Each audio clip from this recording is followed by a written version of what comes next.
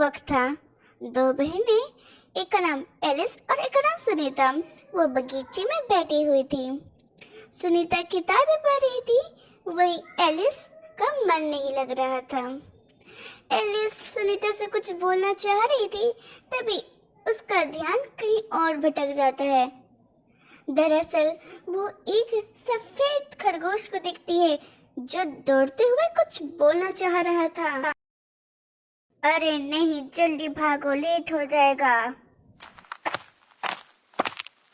वो खरगोश जाकर अपने बड़े से घर में गिर जाता है।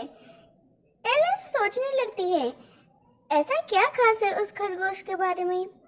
वो भी उस घर की ओर चल बनती है। वो जाती है और उस बड़े से छेद में झांकती है। उसको कुछ नहीं दिखता। तभी वो फिसल के अंदर गिर जाती है। वो गिरती रहती है, लेकिन कभी अंत आता ही नहीं। अरे नहीं, मैं इधर कब तक गिरती रहूंगी।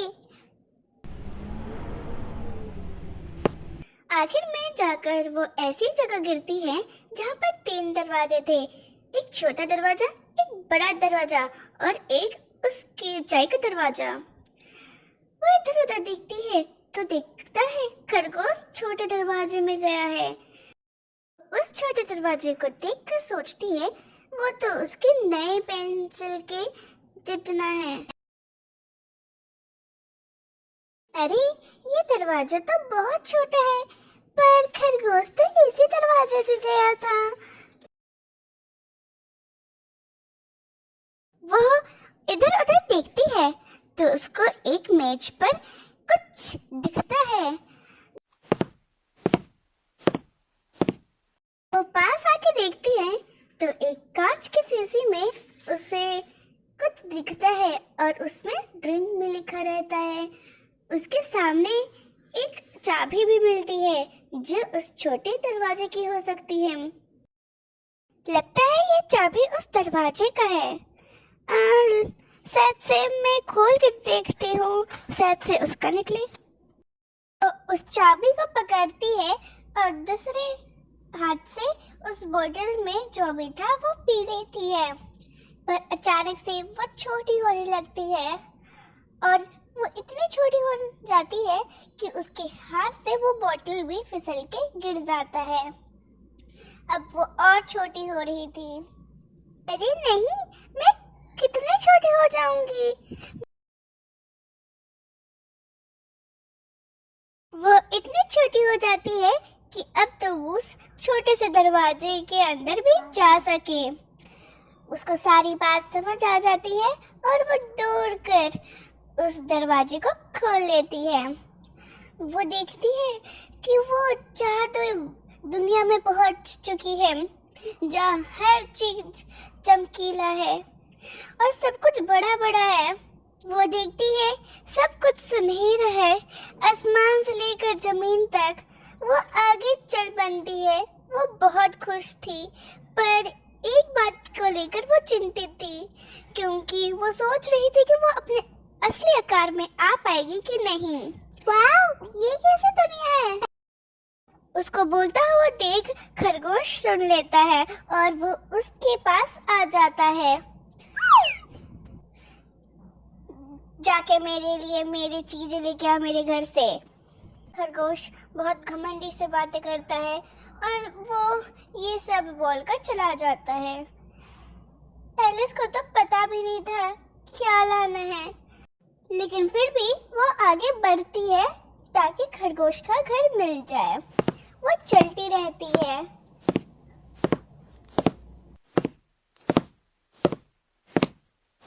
आखिर में वो खरगोश का घर ढूंढ लेती है और पहली चीज वो एक बड़े से एकदम यमी केक को देखती है जिसमें मुझे खाओ लिखा था।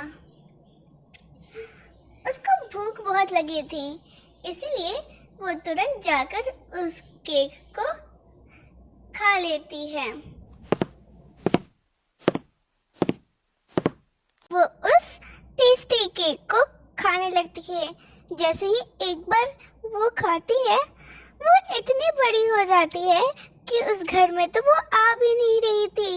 वो जल्दी से कुछ भी उस घर से उठा लेती है ताकि खरगोश को दे सके और उधर से भाग जाती है। अरे मैं छोटी क्यों हो रही हूँ? यह तो बहुत अजीब दुनिया है। अगर तुम अपने असली आकार में आना चाहती हो तो मेरे दाएं ओर के मशरूम को खाओ। एलिस जाती है और उसके दाएं ओर के मशरूम को खाने लगती है। वो अपने असली आकार में आने लगती है।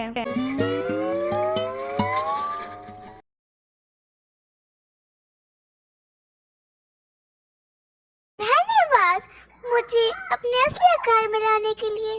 अगर तुम्हें अपने घर जाना हो तो तुम बाएं ओर जाओ। इस बार बिल्ली थी जो बोल रही थी। वो अपने बाएं ओर जाने लगती है।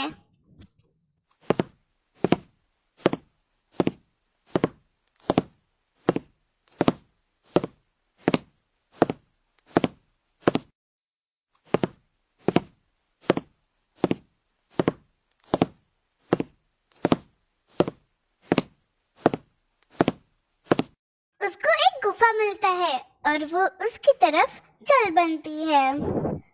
जाकर देखती है कि उधर एक बूढ़ा व्यक्ति है।